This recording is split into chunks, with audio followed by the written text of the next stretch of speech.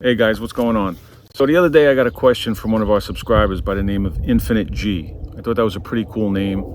And he actually asked me a question about testosterone, having low testosterone, any advice on it, and whether I thought that you could still build muscle mass even though you had low test levels. So obviously testosterone is a hormone in our body. Hormones regulate everything in our body, and some of the things that testosterone regulates, things like bone mass, red blood cell production, fat distribution. But the main things that most guys are worried about are libido, muscle mass, your ability to hold on to and gain muscle mass, and strength. So what exactly constitutes low testosterone? That's pretty subjective, and there's a lot of wiggle room there depending on who does your test. Certain labs, they'll measure it a lot of times in the units are called nanograms per deciliter, and one lab may tell you that the low end would be 160 nanograms per deciliter. Another lab is going to tell you that it's 300 is the low end. On the flip side, one lab is going to tell you that 765 nanograms per deciliter is high, and the other lab is going to tell you that 1130. So you can see it's pretty subjective, and it all depends on who's doing the test and who's interpreting the results. Now, before you had the test done, it would be better if you had a baseline. In other words, if you were tracking your levels over X amount of years, or you had a couple of previous tests to know that, hey, I normally run at this level, and all of a sudden I took a test and I noticed this nosedive. But if you just happen to take a test and you had no idea where your levels have been in the past, and you get a reading that you think, or they tell you is towards the low end, one thing you have to consider is in our body we have these androgen receptors. And if you have very sensitive androgen receptors, you may be perfectly fine with what you think or what they tell you is, our testosterone levels, on the lower end of the spectrum, towards that lower end. But you may have somebody that has, androgen receptors in their body that aren't sensitive. And that guy may need a lot more testosterone to get the same job done, if that makes sense. So you may have sensitive receptors and lower testosterone, and this guy may have higher testosterone but insensitive receptors, and you could still be on the same playing field. Now, the other thing is, do you actually have symptoms of low testosterone? Is your libido very low? Are you lethargic all the time? Are you losing muscle mass, or you can't gain muscle mass? Are you doing resistance training regularly and you're doing it the right way and you just can't put muscle mass on? That could be a sign that you are legitimately low with testosterone. But, keep in mind that, 40% of men over the age of 45 are said to have low testosterone, or what is considered low testosterone levels on the scale, but only 10% of that 40% actually have physical symptoms of low testosterone. So they could be, even though they have a lower type reading, they could be perfectly healthy and operating, perfectly fine. So like with everything else in life, you can't just compare yourself to somebody else and say, well, this guy's got a reading at 800 or 900 and that's where I should be and that's where I want to be, so I have to get my levels up. Okay? You could be perfectly fine and living a perfectly healthy life at 400 or 500 nanograms per deciliter with testosterone. So, don't jump the gun.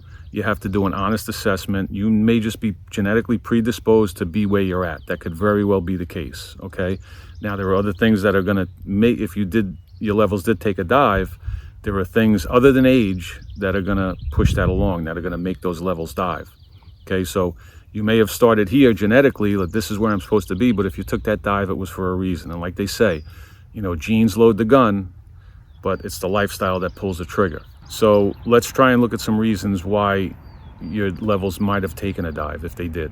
So first and foremost, they'll tell you that age does it, right? There's just a natural progression, a natural decline in levels with age. But there's a lot more involved to it, and they're starting to realize that. And, what has a direct correlation to low testosterone levels are things like high inflammation, chronic inflammation in the body, poor heart health, poor cardiovascular health, being fat, being overweight, and things like that. And these are all signs of metabolic disease, which leads to diabetes. And all of these things are interconnected, and they're all because of lifestyle, diet, and nutrition.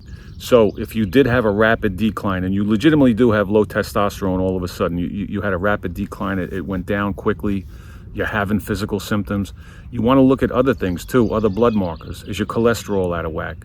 Are your triglycerides through the roof? Is your blood sugar through the roof?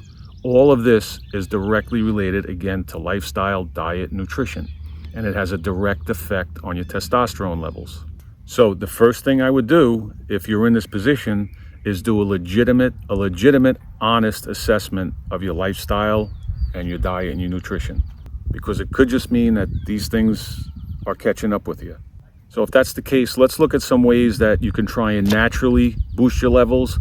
And I also want to talk about some things that we do that make the levels crash, right? Because more important than doing things to try and raise them is not doing the things that are going to make the levels go down, if that makes sense. Now, first and foremost, let me just tell you, don't ever buy any of these bullshit scam products that you see on TV, on the internet, test boosters, and, buy one bottle, get one free. We'll send you 2 bottles, just pay shipping and handling. Buy it now, because when supplies run out, you'll never be able to get it again. It's all snake oil. Please don't waste your money on it. If you insist on throwing your money away, just send it to me, or better yet, save the postage and handling and just flush it down the toilet, because that's really what you're doing when you buy these products. And the other thing is, again, I'm not in a position to give medical advice, and that's not what I'm looking to do here, but just a friendly suggestion. Personally, I wouldn't make things like testosterone TRT, testosterone replacement therapy, my first plan of action. Okay, because if you go to most doctors are more than willing just to put you on this stuff, especially if you go to these clinics. That's what they're in business to do, and that's what they're going to do right off the bat, before they even suggest all of these other lifestyle changes and look at nutrition and diet. They're in business to sell drugs, give you drugs, and that's what they're going to do. It may come to a point where that is an option, or that's what you have to do, but I would make it my last option personally. So how can we possibly raise levels, test levels naturally? Number one, I would look at vitamin D supplementation. Actually, vitamin D is a hormone in itself, and it does help to regulate testosterone production in the body. And the truth is, most of us are deficient in it. It's very common for us to be deficient, more so darker skinned people, because it's harder we get it from the sun. Our body synthesizes it from the sun. And darker skinned people have a harder time synthesizing the sunlight to get that vitamin D. Okay, you can get it from your diet, things like fatty fish, salmon, sardines, beef liver, cod liver oil, and egg yolks, but not too many other places. So, unless you live by the equator and you get more than enough sunlight, and in order to get real benefit from the sunlight, it's not just walking outside in the daylight. You have to be out there for 20 to 30 minutes, give or take, and have a good portion of your body exposed to the sun on a regular basis. Personally, I take 5,000 international units a day. And it's also, even if you don't believe that with the testosterone, vitamin D does have an impact on your immune system. And given recent world events over the past couple of years, it's extremely important to have a strong immune system. So I would look at it, and it costs you not even a penny a day to do it. And it's very safe to do. So something that you might want to, again, everything I'm going to suggest to you, do your own research, but vitamin D supplementation would be on the top of my list. Number 2 would be the mineral zinc. Zinc you can get in red meat, oysters, asparagus, broccoli, mushrooms, things like that in your diet. Now, the thing to remember with zinc is that if you're deficient in zinc and you're low on testosterone, supplementing with zinc could help those levels, could help bring up the test levels. If you're okay with zinc, if your zinc levels are sufficient, taking more isn't going to boost your test levels anymore. So personally, just to be safe, I take 15 milligrams of zinc per day. But if you have a blood test and you notice that, if you find that you are deficient in zinc, then I would highly suggest that you do supplement it, because it could have an impact on your test levels. So definitely something to look at. Number 3 is another mineral called magnesium. And magnesium, most people that are diabetics, and again, if you're pre-diabetic, I'm not a doctor, but if you're pre-diabetic, you're diabetic. Diabetics tend to be deficient in magnesium. People that take diuretics will probably be deficient in magnesium. And people that take, and a lot of us do, a lot of people do take these PPIs, things like Nexium, Prevacid, Prilosec, all of these things because we have, acid reflux and GERD, which is a crock of shit. But they will tend to make you low in magnesium. So you might want to look to supplement that. Don't go overboard. You can take something called magnesium citrate, which they sell a product called Calm, C-A-L-M. That's a powder. You don't want to go overboard with magnesium because it can have a laxative effect. So again, do your research on that and be careful, but something that you might want to look at. Number 4, I won't go too in depth with, but is boron. Okay, and boron is the main ingredient in something called 20-multene borax, which is something that they sell in every supermarket. It's dirt cheap, but I want you to go online if you have a chance and read something called the Borax conspiracy. Okay, now boron has quite a few medicinal purposes. One of them could be to raise your test levels. Again, I just want you to read this, take a look at this Borax conspiracy online. You make your own decision, but it might be something that you might want to look at. Number 5, which is free, and I think probably the healthiest thing you could do for your body, that's fasting. I've mentioned before in my videos that I fast 18 to 20 hours a day on average. Sometimes I'll do a longer fast. There's research that shows that fasting will raise your human growth hormone levels, and as those levels go, so go your testosterone levels. So it could be a benefit. Even if you don't believe that, there's so many other things that are beneficial with fasting. I mentioned before that if you have chronic inflammation in your body, poor heart health, things like that are, and if you're overweight, things like that are going to cause your test levels to go down. Fasting will directly affect that. It'll help you lose weight. It'll bring down your sugar level. It'll drop your sugar levels like a rock, which is going to drop your insulin levels, which is going to decrease inflammation in your body. So you can see where I'm going with it. It's just beneficial all around, and it's going to help you in more ways than you can count. Next is exercise, okay? Any type of exercise you can get. Resistance training, obviously. HIIT training can be beneficial for test levels. If you're a gym guy, if you're in a gym, obviously you want to be hitting the heavy compound movements, the deadlifts, the squats, presses, and things like that, pulls and rows, heavy rows. Things like that are said to definitely give you a temporary boost in testosterone levels, but every little bit is going to help. So those are the types of things that you want to do. And again, regardless of what your test levels are, you always want to be exercising. We're never going to say don't exercise. Now, again, like I said, we're going to get into some of the things that we want to stop doing, that these things absolutely will drop our test levels. So it's more important not to do these things. We can try and do the other things to try and raise them, but these are the things that we definitely don't want to do. First and foremost is a high carb, high sugar, refined carbohydrate diet. It's absolutely, it destroys the body in so many different ways, and obviously the test levels are going to go down. Again, we're going to repeat it, that the chronic inflammation, the poor heart health, being fat, being overweight, all of that is a direct result of this type of diet. And this is the type of diet that most of us have. So if we knock that out, again, we're going to drop sugar levels, we're going to drop insulin levels, which is a direct cause of inflammation through the body, which then causes cardiovascular disease, and on and on and on. Okay, so you have to get those things out of your body. Try your best, get away from the sugar and get away from the refined carbs. Next, you have to get ample sleep. You have to get good sleep. Okay, this can't be overstated.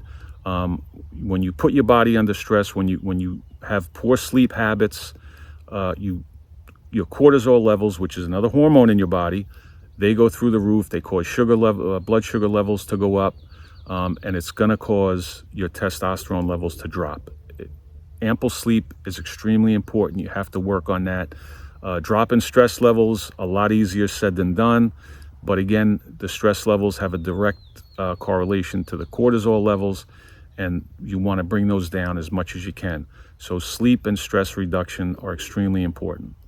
Now, again, I'm not going to start giving medical advice, but if you happen to be on a statin, they're definitely going to have a negative effect on your testosterone levels. I rail against these things all the time. These doctors give them away like candy. They give them out like candy. I would do my best to get off of it. And again, I just mentioned your diet, the sugar and the refined carbs, and they'll give them out just based on one reading, and that's your LDL reading. Okay, I did a video a while back about cholesterol ratios and things like that. Go back and take a look at that. That one LDL reading isn't a marker for heart disease. You want to look at ratios. You want to look at your triglycerides along with your total cholesterol, your HDL cholesterol, and things like that. The bottom line is, if you're on a statin, I would make sure that it's something that you drastically need. If not, I would question my doctor and do everything I can to get off of that, because it's detrimental in a lot of ways. Read up on statins, do your research on them. I just think they're bad in a lot of different ways. But again, that's my opinion. Now, this one might not be popular with the vegans. I don't eat a lot of this stuff, things that contain soy, not for any reason. I just don't find it appetizing. But it's said that soy products could have an effect, and they're estrogenic, and they could lower your testosterone. There are plenty of vegans or people that claim to be vegans that look to be doing okay, some not so much. So I don't know. I'm not going to, pass judgment on that. But again, just something that you want to look at. If you do eat a lot of soy products, and your eating soy products correlates with your testosterone going down, maybe something you want to look at. Next, the artificial sweetener aspartame. I rail against these things all the time. I think they're poison. This one in particular, aspartame, it's the blue packet, the Equal and the Nutrsweet. It's going to have a negative effect on your testosterone, and it's going to have a negative effect on your gut microbiome, which is where 70 to 80% of your immune system lives, and on and on and on. I've mentioned these things before. I think they're poison. I would stay away from all of them. And this last one is probably going to break a lot of hearts, but it's beer, alcohol in general, but beer in particular. It's said that the hops that they make beer with can have a negative effect on your testosterone levels. So take that for what it's worth. I was a beer drinker for many years. I haven't had beer in quite some time, but that's going to be, your call. But, research shows that it does have a negative effect on your testosterone. All right, guys, so this one was kind of long and drawn out, but a lot of points I wanted to make. I hope it's helpful. Thanks to Infinite G for the question. Again, do your research on all this stuff, and there is a lot to it. It can get a little complicated, but it's your health, and the time is definitely worth it. All right, so I appreciate you guys that stuck in with me. Always appreciate you guys watching. Stay healthy, and I'm going to talk to you in the next one. Thanks, guys.